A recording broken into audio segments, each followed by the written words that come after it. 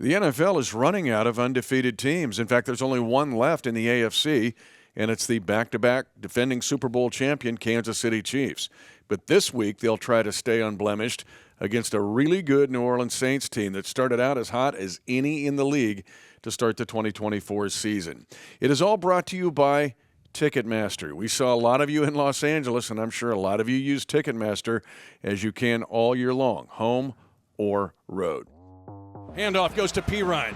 Behind right guard, trying to press forward. A bunch of bodies into the end zone. Touchdown, Kansas City. Hi, everybody. I'm Mitch Holthus, voice of the Chiefs, along with senior team reporter Matt McMullen.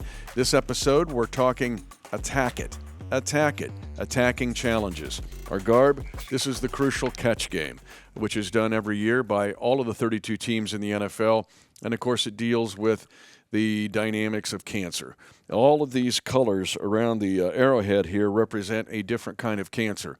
Matt, it's touched every family. It's touched yours. It's touched mine. And in any way, shape, or form to attack it, if that's after a diagnosis, I should say, how you treat that and attack it to try to arrest it or to prevent it. And that's where the Crucial Catch comes in, to do the precautions, to try to do our best to attack and beating cancer. Yeah, it's another great example of how the NFL uses its platform to do good in the community, in our country, and around the world. And I don't think any of us want to think about cancer. It's not a fun thing to think about, but what our hoodies and what the game presentation and everything is meant to do is to remind everyone that it exists, but there's things that you can do to prevent the worst case scenario. And one of the best parts of the Crucial Catch game every single year are all the survivors that are brought down on the field. We have a whole bunch of survivors that were presented with tickets to this game. They're going to go to the game and be a part of the whole presentation. And they're a great reminder that if you get ahead of this kind of thing, you can beat it. So no one likes to talk about cancer, but this is also a celebration of beating cancer as well. Yeah, and Greg Sharp, who is the play-by-play voice of the Nebraska Cornhuskers, you and I'll get a chance to meet him and talk to him. I've known him a long time, but diagnosed in the springtime with pancreatic cancer. And so he's attacking it, trying to fight through it. He did some baseball for the Huskers. They won the Big Ten title. He was able to call that game. Then also he's done home games in Lincoln. But his wife, Amy, she's from Topeka. Greg's from Kansas City. But he's been involved in the markets in Topeka.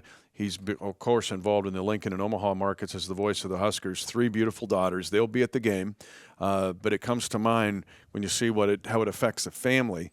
But we're looking forward to hosting Greg, and it's just been a rough go for them. I think it's really cool that he's continued to work for the Huskers. He probably loves Dylan Raiola, right? Oh, yeah. He's a Chiefs fan, too. Yeah. So, yeah, he loves to see the baby Patrick. Little Cuzzo. Little Cuzzo in action. So it's been a little rough for the Huskers the last couple weeks, but hey. They're competitive at least. Oh, yeah, little Cuzzo and Coach Matt Rule. But anyway, it's just an example of what all of you have faced. Every family has been affected in one way, shape, or form, but there's an awareness here to, as you put it very well, to try to prevent it, arrest it, attack it. Anyway, not to let it defeat us physically, obviously, but also psychologically and in a mental standpoint. All right, let's go around the world before we talk about how the Chiefs are going to attack it, because now we're dealing with adversity again. We have forgotten of how Andy Reid is probably the best thing he does is handle flashpoints. I talk about this across the country when I speak publicly. Andy Reid's a master at handling flashpoints. But let's go around the world before we do that. Let's do it. I've got 10 today. Oh. I've got some good ones, too. Wow. So shout out to Travis from a small town in northeast Oregon called Athena, which is famous for its rodeo. You'd probably like Athena. Yeah. He watched football with his brothers every weekend growing up, and in 1992, his older brother, who was a Bears fan, made him pick a team that was not the Bears, kind of like a brotherly thing, and he picked the Chiefs. And also, the local high school team in Athena, he knew that you would like this, is the Tiger Scots. Oh, yeah, best. The Tiger Scots. So anyway, shout out to you, Travis. I love Oregon. Oregon's awesome. Those that have been listening to DTK for a long time know that I interned with the Salem Kaiser Volcanoes out there in Oregon, a minor league baseball team years and years ago. Oregon's a beautiful place. So shout out to Travis. Shout out to Logan Webb, the ace of the San Francisco Giants staff, who was your colleague with the Volcanoes. If you watch baseball, you know who Logan Webb is. And, yeah, he was 18 years old when I was with the Volcanoes. I got to know Logan Webb. Like, we'd hang out, and now he's Cy Young contender every single year. Life comes at you fast. But would he give you the second look if you walk by and he goes, hey, oh, hey? I don't know. Maybe if I wore Volcanoes gear, we can try it one of these days. I got to get some Volcanoes gear. I have some upstairs. I'll give it to you. Ooh. It's hard to come by now because they don't exist as like a affiliated minor league team anymore. I think they kind of are in like their own league now. Okay. But anyway, we can get some Volcanoes gear. Anyway, Lori is listening from Cochrane, Alberta, up in Canada. Eric is listening from New Orleans, out there in enemy territory. He said he hoped I had a good trip when I was down there earlier this year. I did. I really enjoyed my time in New Orleans. March is the time to go to New Orleans, or February. Unless it's February. I was just going to say, we're hopefully going back there. Yep, sir. That's the plan. Chris is in Ridgeland, South Carolina, otherwise known as Chiefs Kingdom Southeast. Gary is listening from Trinidad and Tobago. That's a new one for us. Yeah, it is new. Of course, in the Caribbean. He lived in Wichita from 2000 to 2008, but now at Trinidad and Tobago. So shout out to Gary. We have a new listener who's been a fan since 1992 and stumbled upon the podcast. Thank you for listening. He mentioned that he dressed up like Joe Montana in 1994 for Halloween. It's a pretty good costume. 92 is a big year here. We've got 292 fans. Yeah, 292 fans. Okay. Yeah. Awesome. Yeah. Where's he from? Let's see. We don't know. Okay. Did not tell us where he is from, but he did dress up like Joe Montana in 1994 for Halloween. Morgan is from Ocean Springs, Mississippi. Ever been there? No. Okay. Ocean Springs, Mississippi. Originally, though, get ready, from Plainville. Plainville, the Cardinals. Mm-hmm. How did she get from Plainville to Ocean Springs, Mississippi? I didn't say, but yeah, originally from Plainville. Said shout out to you. Okay. Yep. Mid-Continent League pride. Mm-hmm. Ryan is from Newark, New Jersey. From Ocean Springs, Mississippi to Newark, New Jersey, kind of a divide there. Troy is in Shingle House, Pennsylvania. Troy writes in all the time. Good to hear from you, Troy. And lastly, one of my favorite things when we travel is it happens like every week, whether it be like an elevator attendant or a security person or someone like a worker at the road team stadium always kind of pulls us aside and says, hey, go Chiefs. And it's like, okay, every week. All right. And I met one at SoFi this past weekend. He is from Topeka originally, but has lived in L.A. now for 50 years. He normally only works the Rams games, but every year he asks specifically to work the Chargers and Chiefs game to secretly root on the Chiefs. So I will not out you. I will not say your name. No, do not. But his you know last who you Charger are. game works. You know who you are, and go Chiefs. Love it. Couple here. This was one, a shout out to both of us that came on Twitter/X. R.J. Abella, who is the sand volleyball coach at the University of South Carolina. So Gamecock sand volleyball. Okay. We got to have a shirt for that, don't we? Sand volleyball from Oh, Gamecocks? yeah. We have to. It's So- our favorite thing to do at camp. This guy is really good at sand volleyball, let me tell you.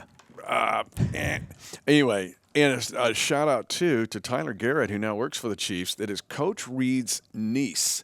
She was a menace in sand volleyball for the Missouri State Bears. Go Bears. She was high school in Phoenix, Arizona, got recruited by different schools to play sand volleyball. She decided to go to Springfield, Missouri, and play for the Missouri State Bears. So shout out to all of our sand volleyball players, of which there are many, I'm sure, that are Kingdom defenders and are with us in every episode of Defending the Kingdom. Another one is Mike Saft.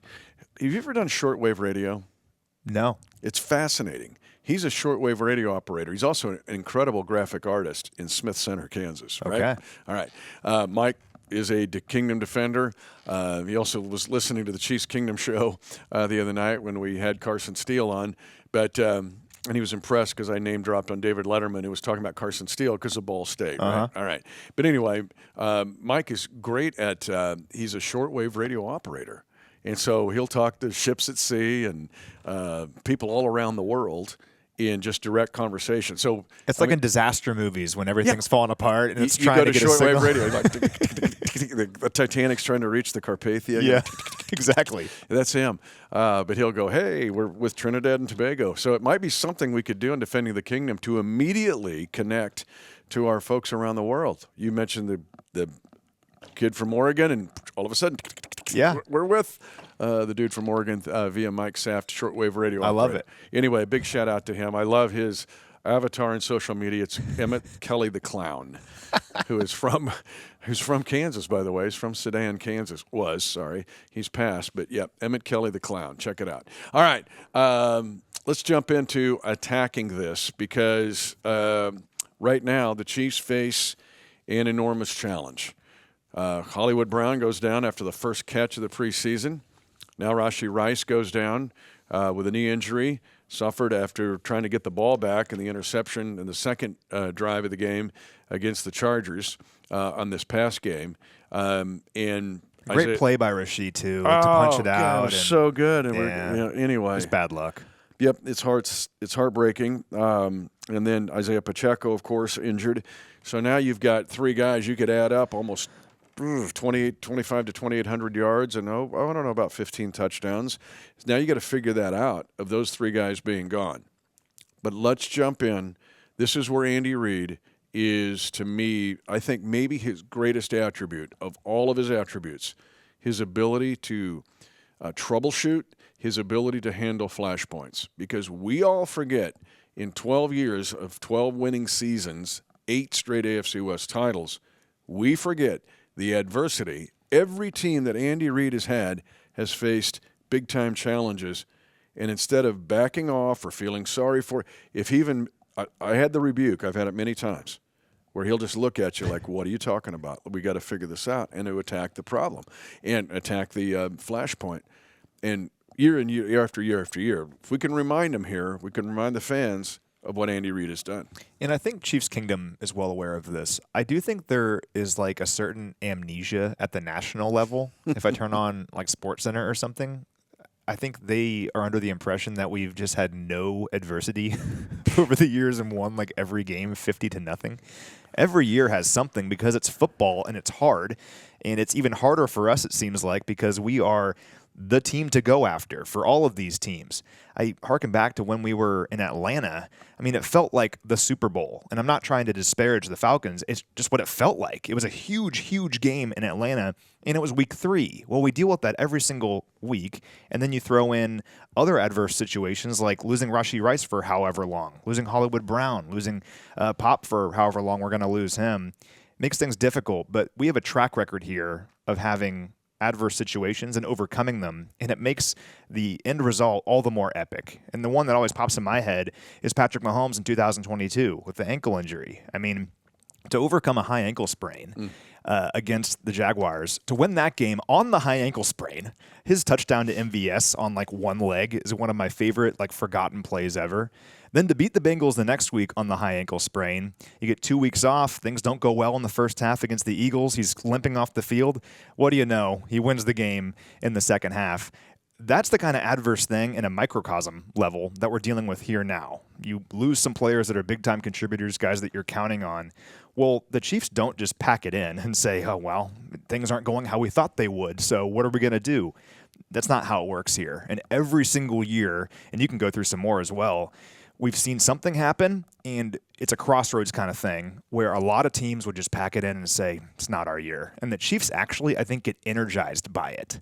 They're actually more motivated than they were before by the adversity. So we'll see what happens with this, but I have all the faith in the world in Patrick Mahomes and Coach Reid because they've shown it time and time again.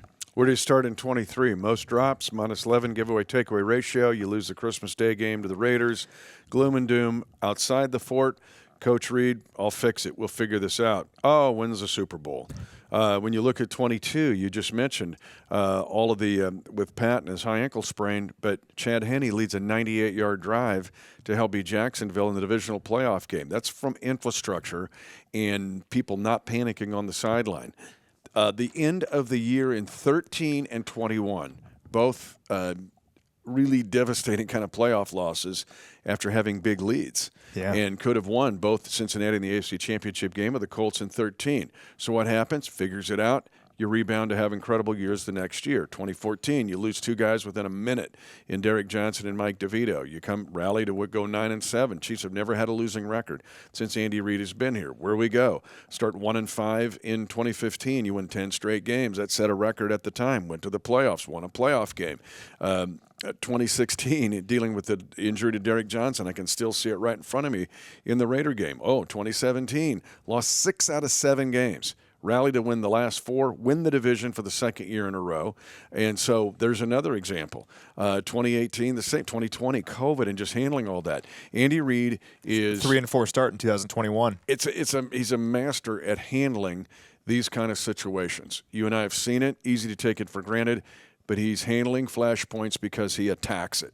He doesn't retreat from it or feel sorry for himself or the team. And we're also 4-0. Keep that in mind. Thanks for that. Thanks for the reminder. There's 2 left, Minnesota and us. That's it. We're 4-0, and we've beaten Baltimore, Cincinnati, Atlanta on the road. I think Atlanta's pretty good.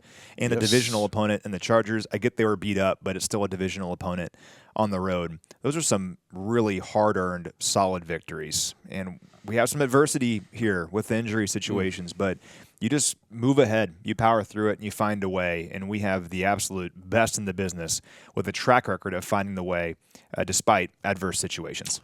And the next chapter in trying to attack adversity would be playing the New Orleans Saints, who I also think are a really good team. Yeah. They got off to an incredible start. They blew out Carolina because, well, it's Carolina. They're not that good. Then they went to Dallas and shocked everybody, put up a 40-burger on the Cowboys there.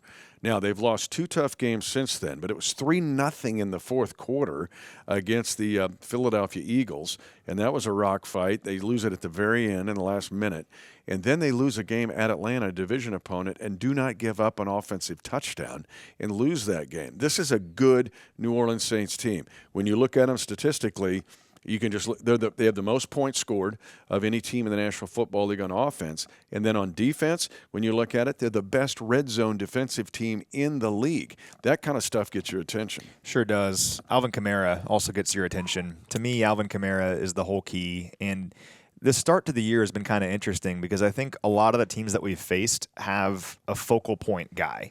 Not every team is that way. Like, I look at the Eagles, I don't necessarily think they have a focal point guy. Saquon Barkley is really important to their offense, but they also have Devontae Smith and A.J. Brown and Jalen Hurts.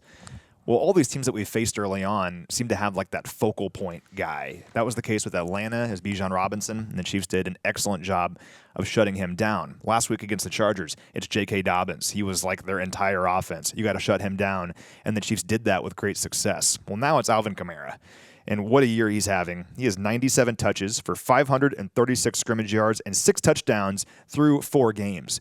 That would be a really good season for some players, and he's done that now in 4 games. He leads the NFL in all 3 categories right now. He's touched the ball on 46% of the Saints' offensive plays, so like half of their plays, he's touching the football. And he's recorded 38% of their total yards as a team. And what's interesting, if you only watch Red Zone or highlights, and to be honest, before this week, I wasn't watching a ton of Saints football, just kind of following what they're doing in terms of highlights, right? Well, you would think they're throwing the ball all over the place. It's actually the opposite. So they're running the ball at the highest rate in the NFL, 57% of the time. And 53% of their rushes are kind of to the outside. They don't run up the middle at all. And they've been really good on third down because they're staying out of third down for the most part and staying out of third and long. They've been very good making it third and short whenever they are facing third down. So they run the ball a ton. They're good on third down, and they don't throw the ball much. They're running at the highest amount in the NFL. That means they're throwing at the lowest rate in the NFL. But when they do, they've been very efficient with it. And that's the key in this game for the Chiefs. You got to stop the run first and foremost and not let that play-action passing game of the Saints get rolling. That's why the game in Atlanta was a little bit surprising because they had not beaten themselves prior to that game. You mentioned third down. They're second in the league in third down offensive percentage. Only Washington is better. But where it gets interesting for the Chiefs is the fact that the Saints are near the top of the league in being +3 in the giveaway takeaway ratio with 8 takeaways in 4 games. Now, the Chiefs are -4 We know that's got to turn. We just mentioned last year -11 and still win the Super Bowl. Man, you're really working against the numbers if you do that. Even being -4 after 4 and to be 4-0 is really working against the numbers. This is a team that likes to punch it out, take it away, and do something with it. Because we mentioned the offensive numbers. Chris Olave is good as well. But this is a nasty defense that likes to punch it out, take it away, very similar to what the Chiefs faced in the Chargers. They've been good. A lot of old friends on this defense as well. Reunion tour. Yep. Are they going to bring their rings to the game? I don't think so. Okay. Maybe. I don't think so, though. Just hide it in there. Colin Saunders might. He might. But Tyrann Mathieu is having a nice year. 2 interceptions already, and they have 6 interceptions as a team. It's a stingy defense, and they've been good. They've been kind of middle of the pack in a lot of categories, but they've been very bend but don't break. They've allowed hardly any red zone drives at all, 4th fewest in the NFL with 9 allowed. And when teams do get in the red zone, they're allowing opponent touchdowns just 22% of the time, best in the NFL. There are a couple areas the Chiefs' offense really needs to clean up. It's the turnovers and it's the red zone offense. And this Saints defense is pretty good at both of those things, but it's also a great opportunity for the Chiefs to turn that around here against these guys. Because really with the Chiefs' offense, I get it hasn't fully met our expectations, but a lot of these things seem like fixable issues, like things that if we could just correct a couple of things here or there, a play here or there, don't fumble in the red zone or whatever it may be, the offense is close, and it won't be easy against the Saints defense because they're very talented, but I also know that this offense loves a great challenge, and it's an opportunity here to go against a worthy opponent here in New Orleans defensively and turn those things around. Our old Raider friend Derek Carr is the quarterback, having a good year, efficient, but gave Clint Kubiak, who is their offensive coordinator, credit for helping Derek kind of find his zone. And last year they were close to getting to the playoffs. Just at the very end, they let it slip away, and Carr had some issues at the end of the year, but he's doing it now. Now, we'll close out this way with what they do on the defensive side of the ball. There's 3 guys that have at least 3.5 sacks, or at least 3 sacks. One's the nickelback, Alontae Taylor. He's got 3.5 sacks by himself. It tells you aggressive scheme, much like Steve Spagnuolo's scheme, when your D-back has 3.5 sacks. But there's a couple others here. Brian Brzee, remember, he was a little bit of the draft talk a couple years ago coming out of Clemson. He has 3 sacks. And then the guy that, because I know he's an enemy, but Trey Hendrickson, to me, is probably the most underrated player in the AFC. Maybe you love Trey Hendrickson. Oh, he's why doesn't nobody talk about him? I have found the NFC version of Trey Hendrickson, and it's Carl Granderson. Yeah. Nobody talks about Carl Granderson. Oh, my gosh. He had 8.5 sacks last year. He's got 3 this year in 4 weeks. And last year they were 23rd in the league with the 5th worst pressure rate, so 26th in the league. 32 minus 5, 27th in the league. But now they're roaring back. I mean, they're attacking the quarterback. They've got 12 sacks in 4 games. But it's Granderson he's going to put a lot of pressure on the Chiefs' tackles in this game. Got to protect. I believe we've only allowed 1 sack in our last 2 games, though, and that includes last week against Khalil Mack and that Chargers front. That's good. Got to keep that going here, though, because you're facing a very good opportunistic secondary here in the Saints. Don't want to have Patrick Mahomes under duress the entire game. So hopefully we can protect against these guys and control the line of scrimmage. On the other side, though, how good has our defense been? Ugh. They've been absolutely remarkable. I mean, in so many ways, the Chiefs' defense kept the Chiefs in the game last week against the Chargers. Things could have unraveled there when it was 10-0, but they found a way to force 6 punts, 4 3-and-outs, missed field goal, and a turnover on downs at the 3-yard line. And our guy Jaylen Watson, who I think is going to join us here pretty soon, was right in the middle of it. I think it was one of his best games as a Chief.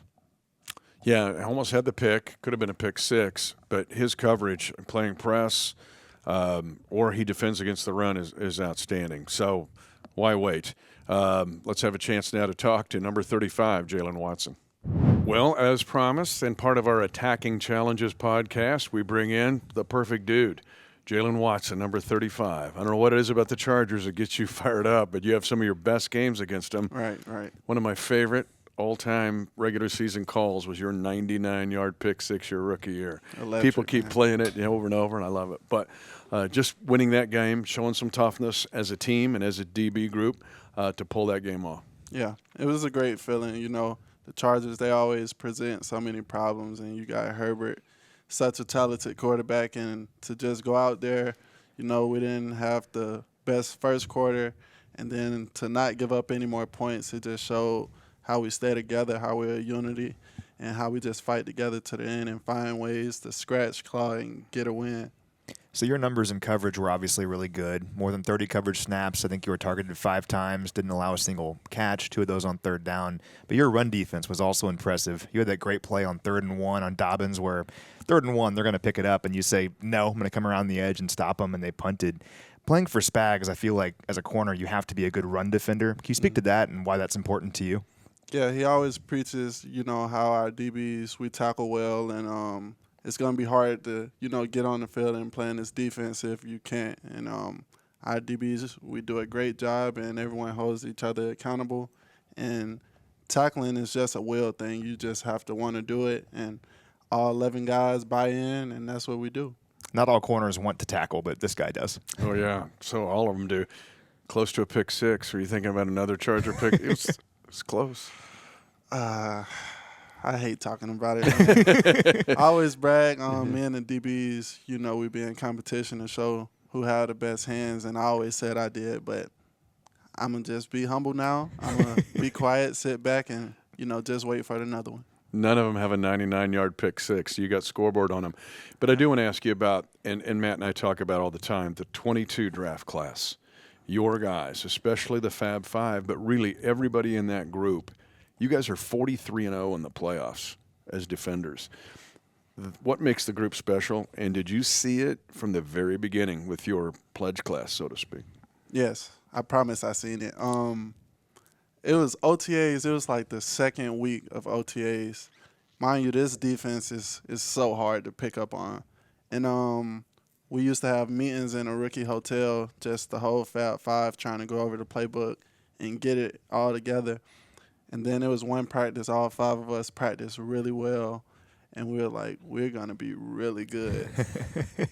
And all of us agreed. And just to see it happen, everyone coming into their self, it's a great thing to look at. And we're just excited and trying to get another one. Is there something about all the playoff experience and success that you guys have as a unit and as a defense overall that when you're down 10-0 on the road against the Chargers, nobody panics? Everyone knows, like, we got this?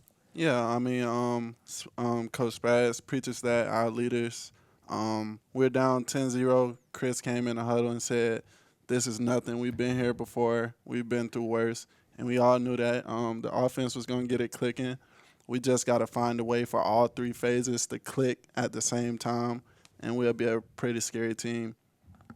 On your 99-yard return, I was kind of like reading your bio as you're going down the field. I said, from cooking hamburgers in Augusta, Georgia, JUCO, and fighting through all the injuries, to having the career you're having, are there times – let me ask, how many times are there you just sit down, you're by yourself and going, man, what a ride this is? Do you ever have those feelings? Sometimes I do, but I always want so much more for myself. I know my potential. I know what I can be, and watching guys like Trent accomplish what he's accomplished so far and being under Snead and just watching those guys go after it, it instilled something in me. Snead taught me so much. I, miss him so much. That's my dog there. But it's the next man up, and I know I have big shoes to fill, but each and every day I'm trying my best to do what I can to, help this team out. You just told our social team that you were 35 because you were the 35th corner, had a 36 taken in your draft class. How does that motivate you? Because you obviously are a lot better than the 35th corner taken that year. Yeah, I mean, it put a chip on my shoulder coming into the league, just watching so many guys get drafted in front of me and me looking at it as if I should have been drafted a lot earlier. But each and every game, you just have to make everyone that look past you pay for it. You guys, and talk about the 22 class, you guys prepare so well for every week. Final question deals with the Saints. Chris Olave's there. Rashid Shaheed seems to be underrated. The dude can fly. Yep. What about defending these guys? I mean, we're just starting the playbook and, watching film. We're going to let Spags cook. That's what he does every week, and we're going to trust in his game plan. And whatever we have, I'm sure it's going to be a great game plan, as he does every week. Maybe be another pick 6 this week. But know this, number 35 will be attacking the Saints. Wow, when you talk about attacking it started his rookie year with a 99-yard pick 6 against the Chargers. But even then, he'll come up with the big play at a big time. And just to see how much he has grown since a career in college, from junior college to go to Wazoo and then to come here and flourish here is just amazing. Jaylen Watson. He was just really impressive last week specifically. He's targeted 5 times, 0 catches allowed, had 2 pass breakups, both on 3rd down, then also had that great run stop on 3rd and 1 where he came around the edge and tackled J.K. Dobbins short of the line to gain. He was great, just part of a great defensive effort overall. How about Chris Jones? Last week, he sees a backup guard or a backup tackle. He's just foaming at the mouth. He had 6 pressures, 2 sacks, of course, both on 3rd down. He was tremendous. This defense, for some reason, still does not get the credit it deserves. They've held the opposition under 28 total points in 25 straight games. That is the longest streak for any team in 17 years. But you don't hear about them nationally. I don't know why, but it doesn't matter. They just keep winning, keep putting up great performances, and hopefully they'll keep it going here against the Saints. Saints center went down, so I wonder if Chris Jones will line up as a 0 tech this week. He might. If he's looking he might. Where's the weak dog in here? I'm going to go after him. And then with Jaylen Watson, we talked about Chris Olave being really good. Now Rashid Shaheed is another one. But he fumbled the punt. He had the muff punt, so he's going to be coming back looking for a vengeance. And he's a talented player as well. So there's some challenges there. You want my fun stat, though, of this game? Let's hear it, yeah. The Saints have only had 8 touchbacks when they're kicking off. Okay. They're near the bottom of the league. In fact, I'm going to get this right. I don't think only 3 teams have fewer, meaning all we're seeing is touchbacks. We're at 70% now, right? It's not doing what we thought it was going to do, like, oh, everybody's going to be in the landing zone. No, it's just 30, 30, 30, 30. Yep. Not these guys. 4 weeks, only 8 touchbacks. Okay, well, So you might have a shot at a kickoff return this week. I'm sure Dave Tobe is excited about that. Like, all right, we're going to have a shot at it. It is kind of funny how much we talked about the kickoff rule in the offseason. We really thought it was going to be a thing where teams weren't going to just surrender the 30-yard line, but so far that's been mainly the plan. It's just touchbacks. But I guess not this week. Let's see what we can do with it. Yep, and a block punt against Philly by J.T. Gray, so you got to be careful there. But they're also last in punting. So, hey, maybe special teams, you can get it done this week if you're the Kansas City Chiefs. I do know this. New Orleans is a really good team. You and I both agree on that. And the Chiefs are facing some real adversity. But they've faced adversity in flashpoints every year since Andy Reid has been head coach. But you can be assured of this. They will not run from it. They'll attack it.